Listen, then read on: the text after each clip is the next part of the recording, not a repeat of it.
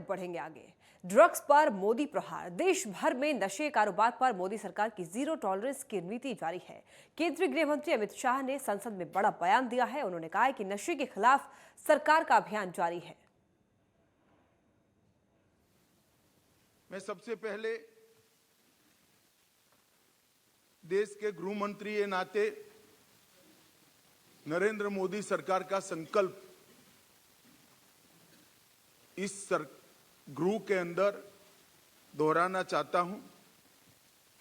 आजादी के अमृत महोत्सव के वर्ष में मोदी जी ने नशा मुक्त भारत का संकल्प समग्र देश के सामने रखा है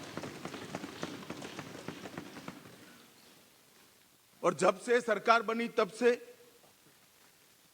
गंभीरतापूर्वक इस दिशा में ढेर सारी कार्यवाही भी हुई।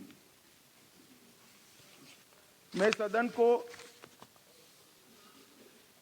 फिर से एक बार आश्वस्त करना चाहता हूं कि नरेंद्र मोदी सरकार की ड्रग के कारोबार पर और उसके मुनाफे से आतंकवाद के वित्त पोषण पर जीरो टॉलरेंस की नीति है और हम सख्ताई से इसको जीरो तक ले जाने के लिए हम प्रयास कर रहे हैं। मान्यवर, ड्रग का प्रचार प्रसार न केवल हमारी आने वाली नस्लों को खोखला करता है, लाखों लाखों परिवारों को बर्बाद करता है और कई प्रकार के सामाजिक दूषण भी कानून और व्यवस्था से जुड़े हुए भी इससे खड़े होते हैं। आगे मैंने कहा ऐसे आतंकवाद के वित्त पोषण के लिए भी इसके मुनाफे का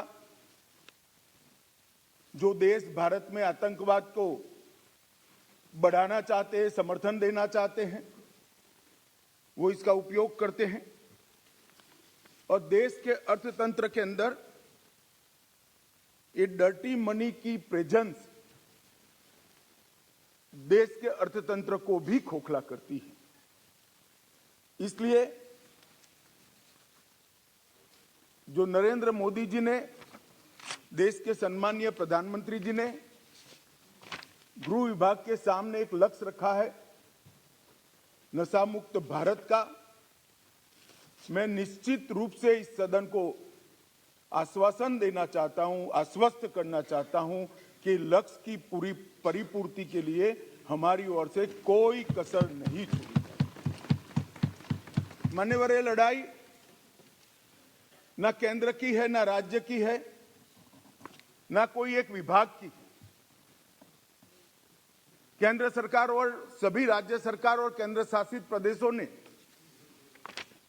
मिलकर ये लड़ाई लड़नी पड़ेगी, क्योंकि इसका परिणाम लाना है तो बहुआयामी लड़ाई लड़े बगैर ये परिणाम नहीं आ सकता है। बॉर्डरों को से भी ड्रग की एंट्री को रोकना पड़ेगा, एयरपोर्ट और बंदरगाहों से भी ड्रग की एंट्री को रोकना पड़ेगा। रेवेन्यू डिपार्टमेंट ने भी सतर्कता के साथ इन टोटो जो योजना बनी है इसका एक हिस्सा बनकर एग्रेसिवली काम करना पड़ेगा। नारकोटिक्स कंट्रोल ब्यूरो और राज्य की एंटी नारकोटिक्स सारी एजेंसियों ने भी एक पेज पर रहकर काम करना पड़ेगा। इसके साथ साथ पुनर्वसन और व्यसन मुक्ति के लिए समाज कल्याण विभाग और हेल्थ डिपार्टमेंट ने भी साथ में रहना पड़ेगा।